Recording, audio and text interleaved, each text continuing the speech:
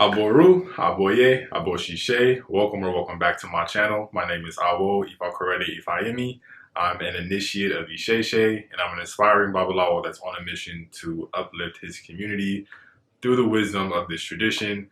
I am in a hotel room today. I'm not in my apartment with this video. You can actually see the reflection from the window. I mean, it's a beautiful waterfront view. You just can't see it because it's dark, but it's really beautiful back there.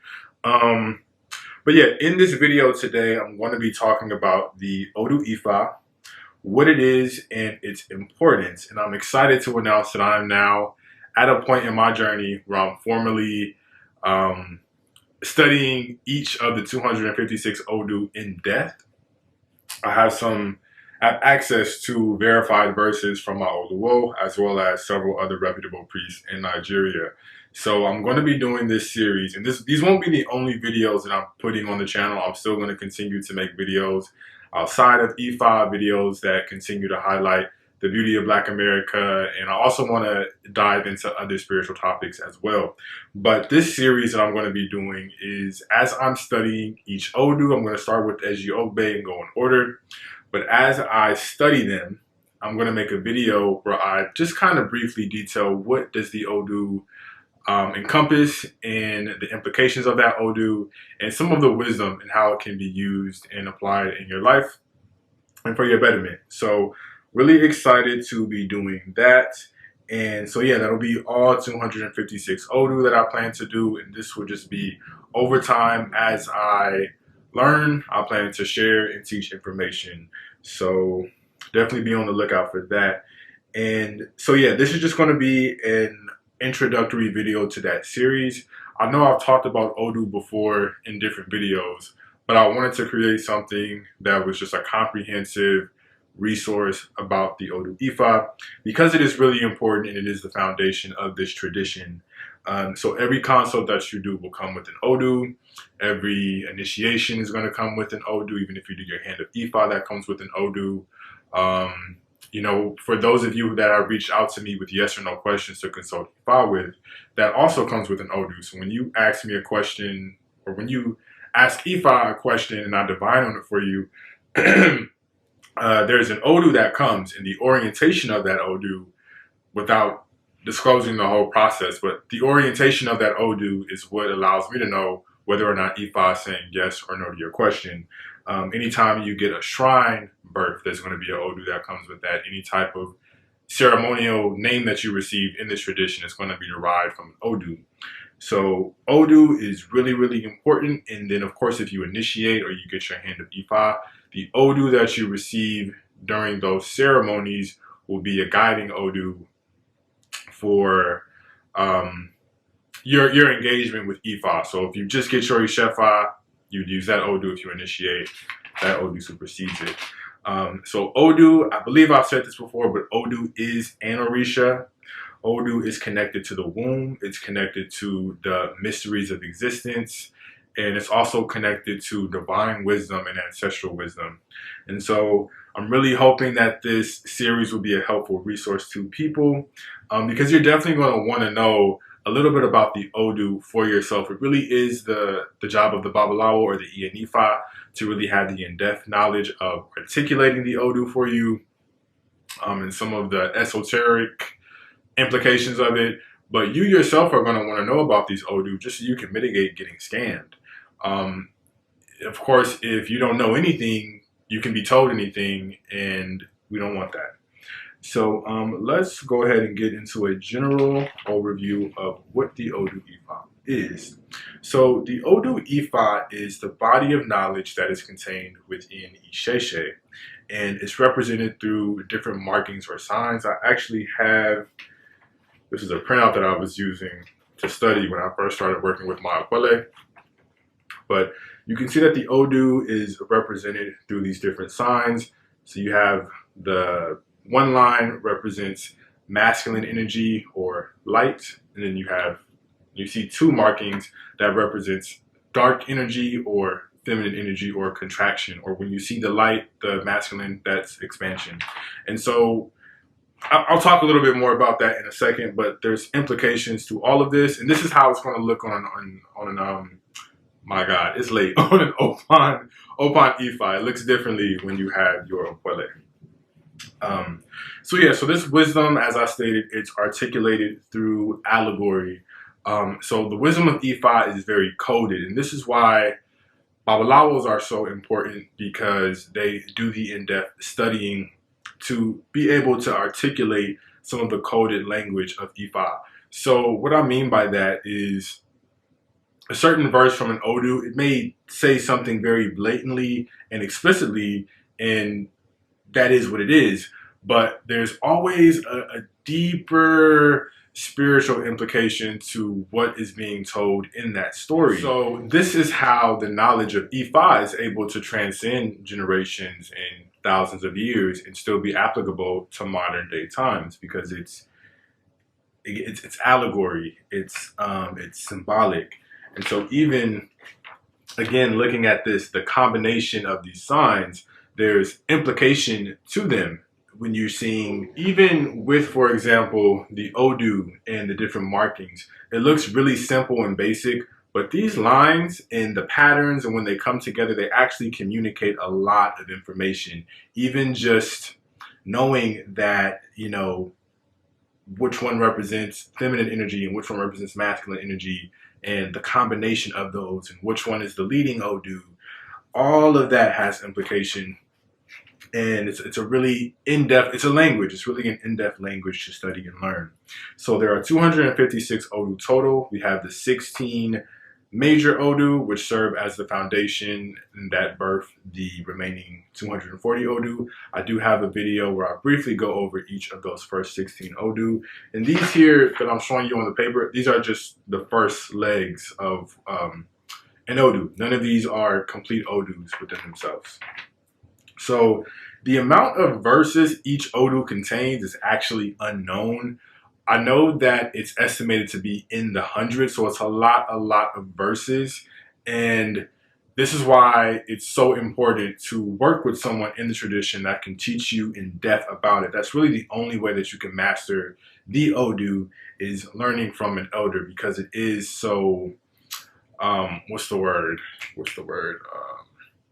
It's just, there's a lot of depth to these Odus, as I've mentioned before, and it's really a lot of information. Okay, real quick, I know I look crazy, but every time I make a video, this always happens where afterwards I get flooded with all these different thoughts and things that I could have shared, but I be so nervous when I record, and I'm trying to get out of that.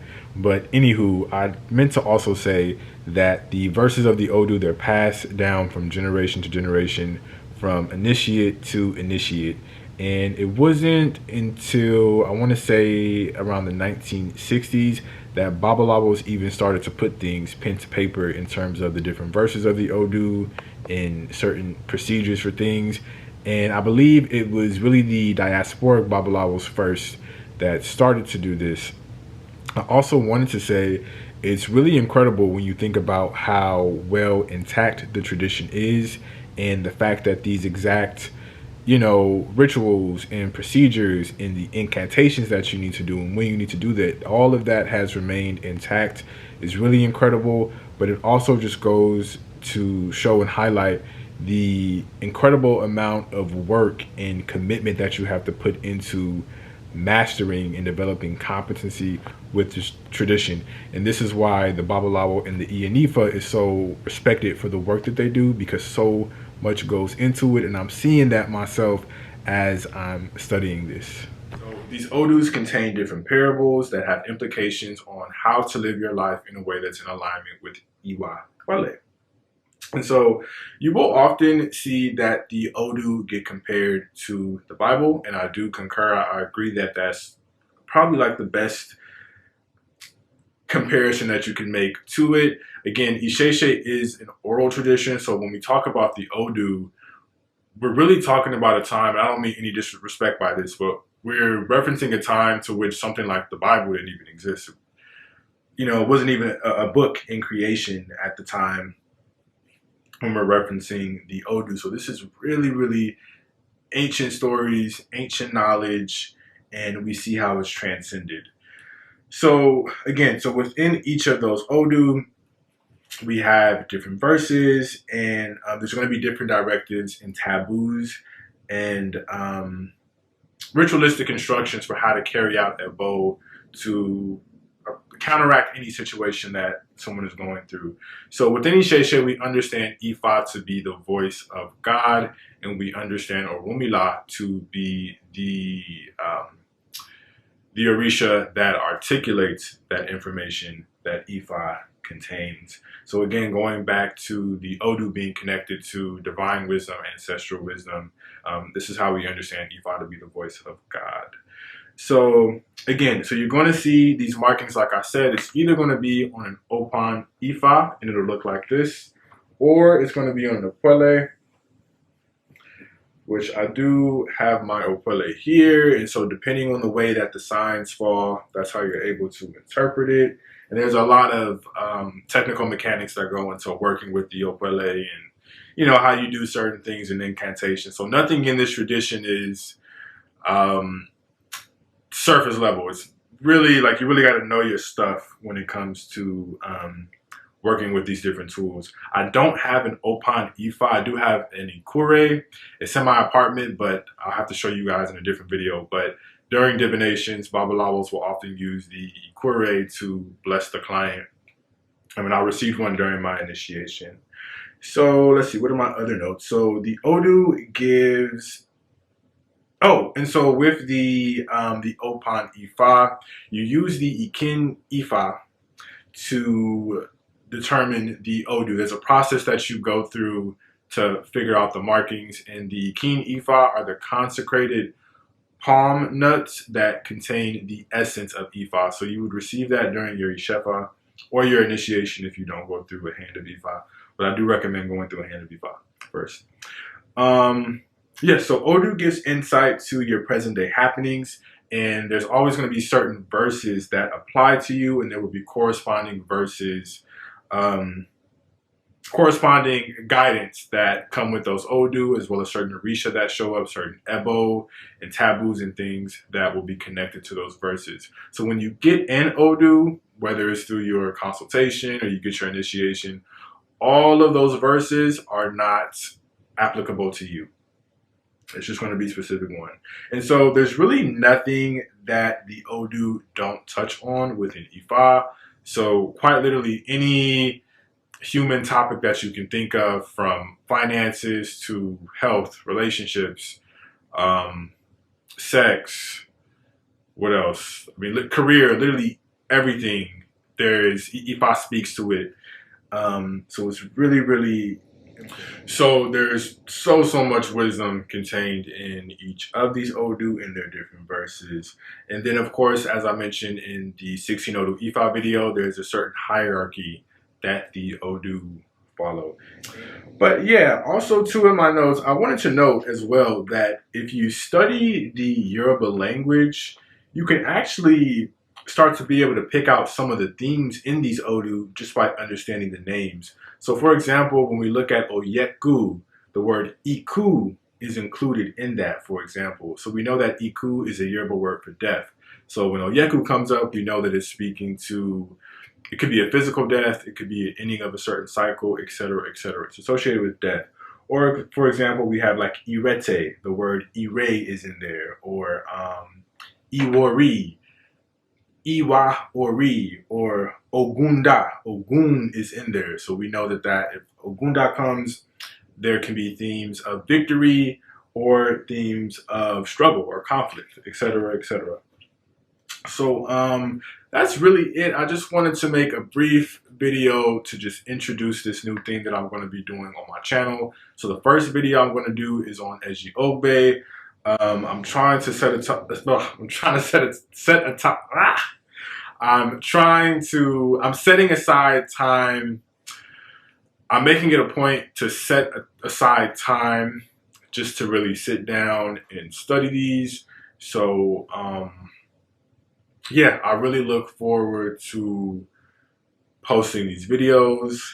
Like I mentioned in my prior video, I'm trying to get to 1,000 YouTube subscribers. I would love to hit that before this year is over. So if you're watching this video, please do subscribe if you don't do anything else. And yeah, I appreciate you for watching the video.